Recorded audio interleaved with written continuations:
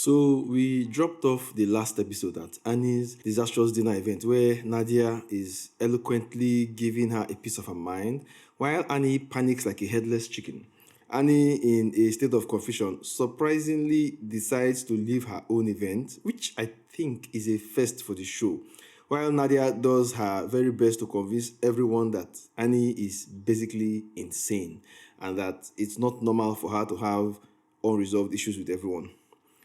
This is the fourth and final review in my Young, Famous, and African series review. I encourage you to check out the three other videos before this one. And if you're looking for more reviews or commentary to enjoy from me, I have about 22 other videos on this channel that you can check out. I personally recommend my Smart Money Woman series because that show was just so funny. DJ Naked confesses that he feels terrible for lying to Nadia about the host of the event, who was actually Annie, and apologizes to her with a gift box. Very, very funny guy because somehow he doesn't feel terrible for stringing his girlfriend along for 5 years. Nadia then asks Naked about rumors that he had told the other guys in the friendship group that his girlfriend could move out if he wasn't happy. And he replies that something got lost in translation, which was a bold lie since I actually watched him say it. I really don't know what he was defending. Louis and Shakib head out to the gym where Shakib totally disgraces him with his strength. And while they are talking, Louis mentioned having received messages from women all around the world talking about how they wanted to donate their eggs to him or carry a baby for him because he had been in the market for somebody to do surrogacy with. Now, this is something I don't understand about Louis, or maybe I should, because I already mentioned that he's like a clown and a bit immature.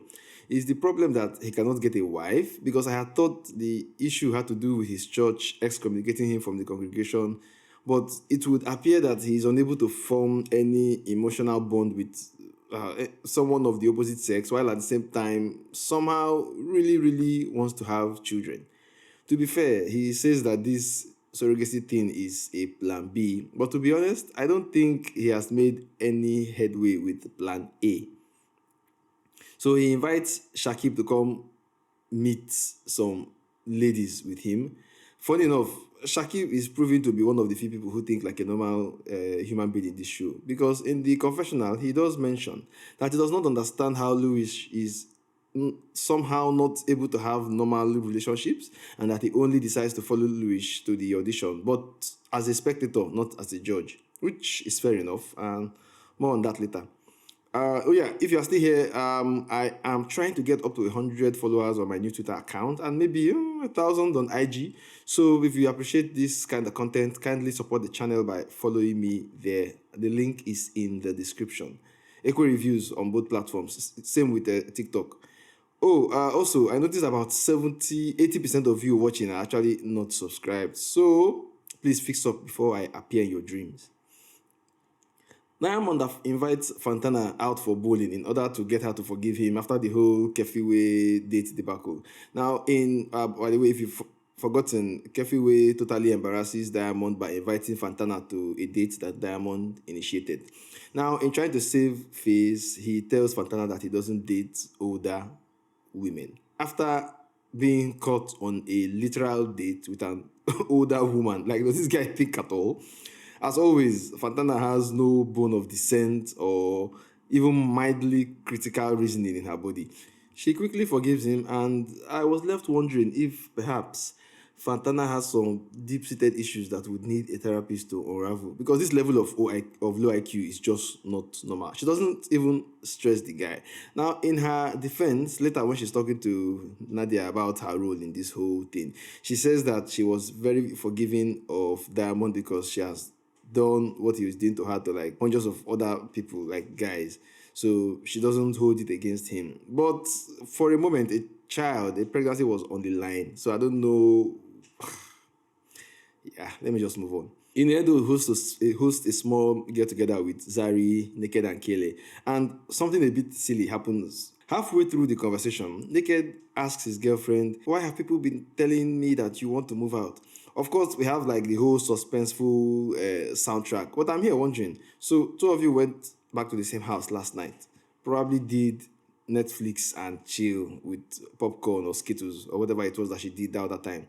Woke up this morning, got this invite to Ini's penthouse, entered your Range Rover, Maybach, or whatever fake showbiz car you are driving today, got to the penthouse, sat down, and then you ask your girlfriend why she's moving out of your house. Like, is there like an epidemic of stupidity in the show or what? How does this sequence of events even make sense?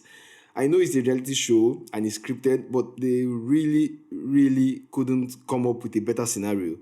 And the funny thing is, she already told Zari the information. So I don't really see, at least they didn't show us the trail of conversation that would have led Naked to this conclusion. The whole conversation then turns into an argument. I can see that Kayleigh already has some sort of codependency on him. And that no matter what he does, she won't leave him. So I don't believe all this, I'm moving out of my house to invest in myself or whatever nonsense that she was talking about. At this point, getting married to Naked should be a bit of an embarrassing point for her because it will be like he was forced to do so. And Ini actually pointed that out. As for Kayleigh, right from the other seasons, she has never really looked like her own person. She's always in the shadow of her boyfriend, and she has no issues that aren't related to Naked, which is why I barely remember her as a participant in this show, since Naked himself isn't super active. Okay, now, so back to Louis. He says that he would likely not go through with the surrogacy option, that he wants to date for love, get married, or all that boring stuff. But he still wants to meet with the women so that maybe 10 years down the line, he will know that he still has options. Like, what does that even mean? 10 years down the line, after he gets married and maybe they don't have a child, he would remember that 10 years ago, he met some women on the rooftop of a hotel who are just somewhere out in the world, waiting with their legs eternally spread and their wombs eternally watermarked with his name or what. I mean, the women don't have dreams or lives of their own. They're just waiting for Louis and his weird IQ ideas to come and impregnate them. Like, do I have that right? Like, is he really that silly? When he outlined his plan again to Ini when she arrived at the rooftop, I was honestly flabbergasted, and I began to wonder if maybe he was excommunicated for stupidity, because what sort of thinking is that? Ini, on her part, comes around to the issue from the perspective of demeaning women. As you know, she had mentioned previously that she had had 6 miscarriages, and she was also unable to keep the pregnancy to full term via IVF. She lost the baby midway or so. So for her, surrogacy was the last resort. She was desperate when she did it. So for her to sit down here and basically vet the women that Louis would bring out, she thought it was quite triggering. And I completely understand because that was her perspective. But to be clear, the women that Louis wants to see are known to him and have expressed their willingness or at least implied their desire to be in a relationship with him before. But yeah, still, it's a bit weird, and I tried hard not to cringe when rewatching it to write this review. And that brings me to the worst thing about doing this movie and series reviews. You have to watch and rewatch utter arrant nonsense just so that you're able to better pen down your thoughts about it. It can be sometimes truly heartbreaking, like when I had to watch and rewatch Lisha B Part 2 for the review, and I just wanted to lobotomize myself just so that I would not remember it afterwards. You can check out that review. I dropped it this month. It's somewhere on my channel. After a while, Louis and Iniedo get into a bit of a shouting match about this, and Louis tells her that she can leave. This seems to be a sore point for her, which is weird, since she really didn't want to be there once she discovered the intent. Okay, I'm kidding. Louis could have said it a bit more respectfully, but the point still remains. Louis's idea and outlook on life is very childish, and I don't really understand how he expects these women to wait for him till some indeterminate time in the future. So when the girls come out, and you see that it's not really like he's had any deep relationship with any of them, I understood this whole charade even less. I think as a matter of principle, Louis should not be allowed to have responsibility over a child until he himself grows up. I honestly hope that this part of his beliefs and outlook are tightly scripted and definitely not real. One of the women even currently has a boyfriend, and she says she loves him. So I don't even understand. I honestly was not able to watch through everything just to because it just feels like you are watching a circus and Louis is the head clown while all these other girls are like clown interns. The last girl looks very much like one of those his cousins that came to visit him in the last episode. But me, rewind this show to confirm something because of Louis. They will have to excommunicate me first.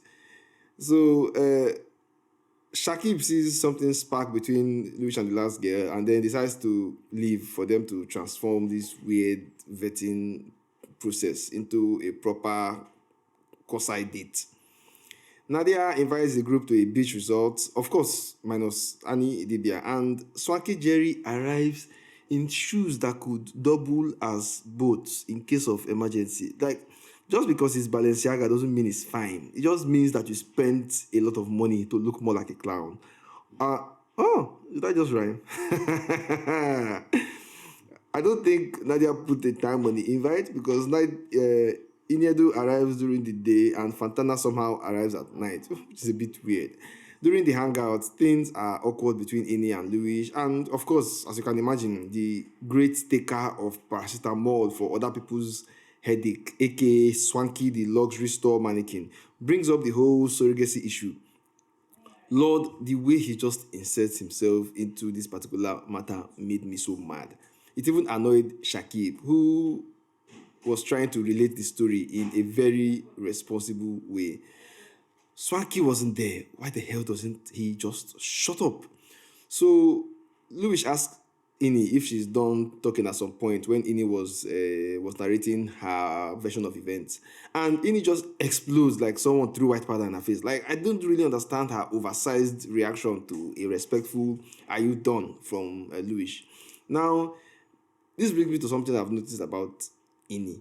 She's one of those people that really want to be seen as the boss lady, but does not at all have the level of control that would make that naturally happen or really, really possible.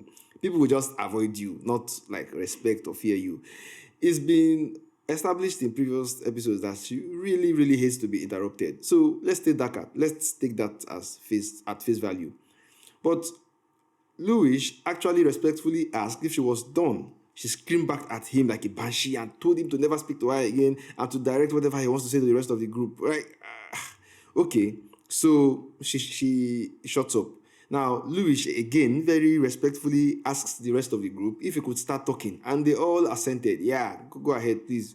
But halfway through what he was saying, Ini interrupts him, screaming for no reason, and I don't get it. Will you bloody let him speak? And of course, Swanky uses this moment to start a shouting match with Louis all over again and ends up screaming more than the bereaved. This is for someone who was not even at the main event. Like, is this guy insane? Do people find friends like this cute? Ini herself completely loses control and begins screaming like Swanky Jerry, and it just all turns into a very bitchy mess. Bitchy because they are on a beach. The initial indignation of being invited for that event on the rooftop with Louis was completely righteous. That's from Ini. And I sort of agreed with Ini not being there because of how the event would be framed through the lens of her personal experience. But now she's accusing, she has gone a step further by accusing Louis of being misogynistic and all that stuff. And unfortunately, I don't agree with this part because she made it seem like Louis is the first person in the history of the world to do surrogacy for non-life-threatening reasons. There are many, many women and families around the world who have done the same thing. And it's not always because they first tried every other route. They just wanted to do it, you know. The basic idea of surrogacy itself is a bit weird and somewhat selfish because you're basically also outsourcing all the discomfort and the pain and all the potential life-threatening situations of pregnancy to someone else for money. But we all seem to have just gotten used to it and just moved on along as if it was okay, all right? And that's fine. But to scream at Louis as if he was doing something unprecedented in the history of the world, something that celebrities have been doing proudly for decades and for reasons as basic as not missing work, is a bit much. It only makes common sense that yeah, you look for certain traits in the women with whom you want to have a child, right? Yeah, he did it in a very weird way, but the principle still remains the same. Couples do this with sperm donors all the time, so I don't get it. In this matter, the end justifies the means. And if it's surrogacy that Louis wants, and there are like four women who really like him and weirdly want to do it with him, even though he still behaves like a kid, then I don't really see what the issue is. Louis wants to start his family because his family turned his back on him and his congregation excommunicated him. And when I really think about it, yeah, he has no parents to present a woman to, for instance. He has no sisters who will gist with his future wife because he feels all alone in the world and thinks that surrogacy without having to commit to anyone is another solution. Yes, it does sound very stupid, but I really cannot fault the simplicity of the plan. He is taking the path of least resistance, and I really felt sorry for him. And talking of surrogacy, I have a movie review on a Nigerian series, Roses and Ivy, and it deals with something like this, outsourcing of surrogacy, but in a very dumb way. It features Uche Montana, an actress who I still maintain has very little talent. So please check that out. I really found, as I've mentioned before, Swanky incredibly provoking in this scene, and everyone mentioned it in that confessional stuff. Now, to round off the season, Swanky hosts his own event. Louis looks very awkward, as if he'd rather be anywhere else in this his village headmaster costume from the 1960s that he was wearing. I think the theme of this party was sort of that Bridgerton era thing. The Swanky Joker, obviously infected with a viral delusion of grandeur, breezes in with a "the king is back" announcement. King of where? This guy. Does he think anybody sees him as a king? Jeez. Finally, Idibia shows up, to nobody's surprise, of course, because Shay and Swanky are cool now. Diamond makes a big show of romancing Fantana. Ugh, such a boring set of people. He gets up and makes a grand announcement and statement, intending to pepper Kefi for disgracing him by inviting Fantana to their date. At the end, he asks Fantana to stand up and he kisses her as a public show of love and partnership. Now, if you know the size of these two people's lips and Fantana's veneers, then you know that this this kiss is basically a clash of the titans. Small mistake like this, Fantana would have just swallowed Diamond whole. sorry. I just could not resist. Now, Kefiwe gets up to address some rumors that people, including Zari, picked up about her recent marriage being for social media show, before the whole separation. As it happened, the issue had trended on social media when Kefi traveled to do influencer and luxury influencer stuff. So I'm not sure why she's pouring out her anger on Zari. There was a bit of passive aggressiveness before Kefi tried to pour a drink at Zari after Zari triggers her during her own speech. Do you see now? This is why Zari is the apex predator and the actual original boss lady of the show. She kept smiling and did not even raise her tone. She just kept talking, barely blinked, even when they nearly poured a glass of champagne on her. That's why she's the ultimate main character. There is this business woman in Dubai Bling that Zari reminds me of. Is this tall, unsmiling woman. Yeah, she and Zari, they have the same character in my head. Zari and Shakib leave and Swanky begins this rubbish calm down, and I love that Kefi shuts it down immediately. She tells him he has no right to calm her down since she had never calmed him down at any point during his own squabbles with other people. For example, Annie. I love it for her. I love that she actually called out that irritating point of his character to him out. Kayleigh thought that the whole pouring wine thing was a bit much and decided to go home. And you see how easily she can leave an ugly situation, but wants to persevere in a fruitless relationship. Very funny woman. Naked DJ and Kayleigh go home, and there we see the flower and wine arrangements that would telegraph a marriage proposal. Kelly doesn't realize, I'm actually never sure how her name is pronounced. I don't know if it's Kelly or Kelly or Kelly. I don't know. So just forgive me, whichever one you hear. Kelly doesn't realize you probably shouldn't get married to someone you had to practically bully into it. But anyway, Naked DJ proposes to her and she holds back tears and says yes and all that mushy stuff. Now, back at the Swanky Jerry event, and believe it or not, these people are actually finally eating the food. I was quite surprised at this particular turn of events.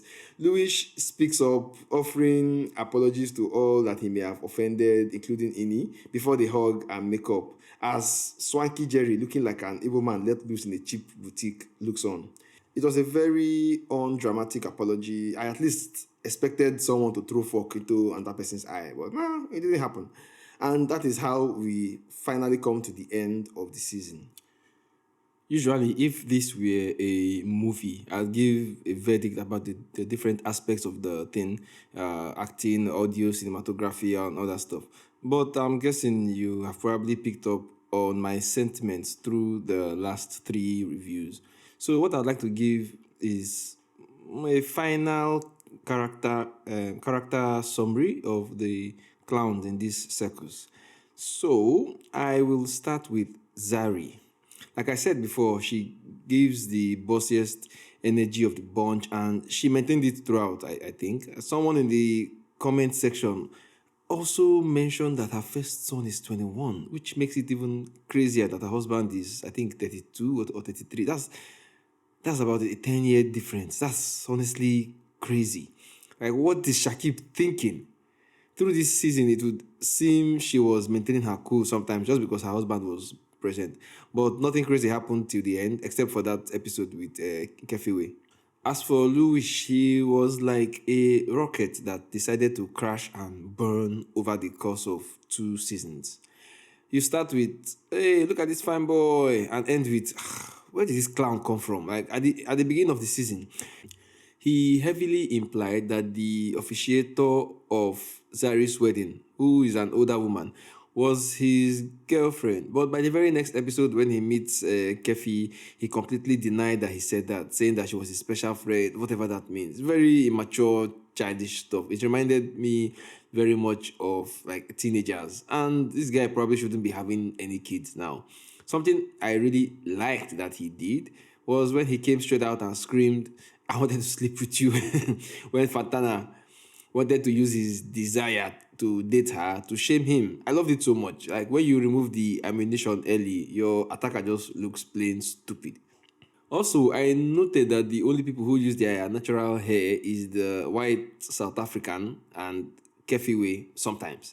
And I gotta tell you, Kefiwe looks 3 times better and more bossy than when she had her real hair, especially at the date with Platinum.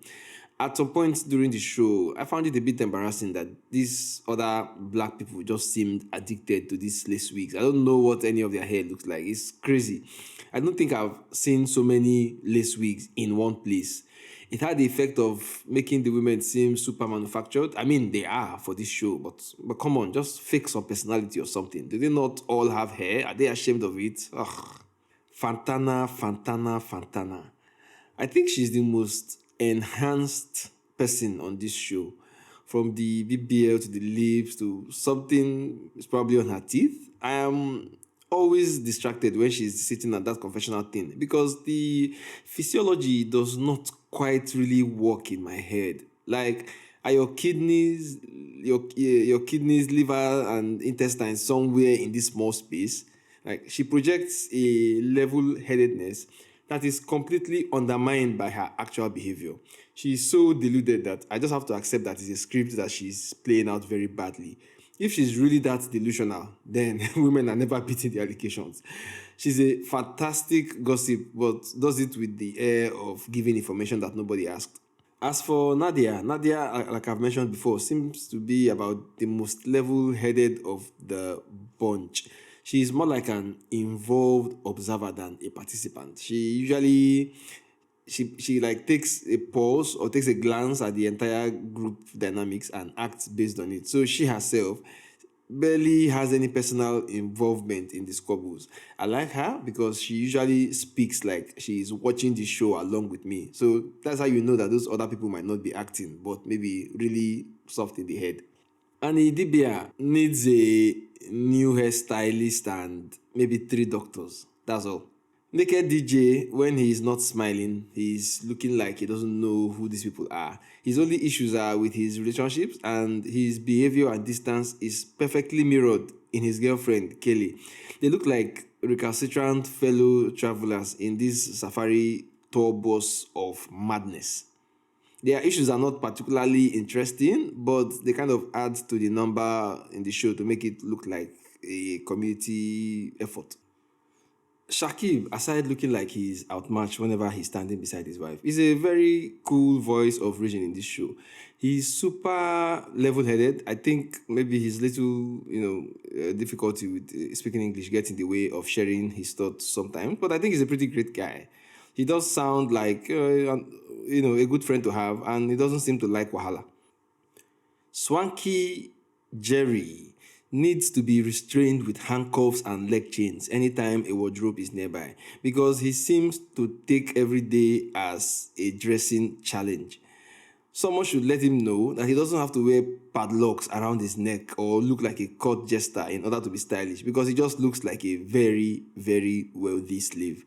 He takes sticking it up for your friends to a whole new level because he does his thing without context and with far too much force so that in the end I feel like the friend he is backing up might feel either embarrassed or unnecessarily indebted to repeating the same for him. His habit of telling people to calm down really, really grinds my gears, and I'm happy Kefi didn't stand for it. He looks like the kind of creature that can be destroyed with holy water. And finally, for Platinum Diamonds, I really don't have too much of an opinion on him. He is, yes, quite silly, but he's only as silly as the people around him give him space for. He is a superstar in his country, and naturally, he believes that the rules don't apply to him. And so they simply don't.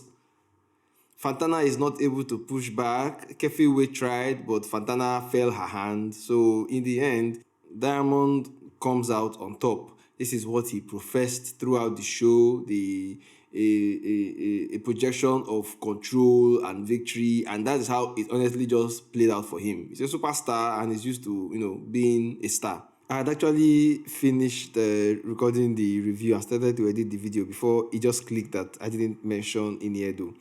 Now, Iniedo was a bit of a sour point for me. I think her reaction to Lewis was extreme. The crime did not merit the punishment. I think she failed disastrously in her quest to be boss lady. And I think she gets overly excited. She screamed too much. She was I really didn't like her in general.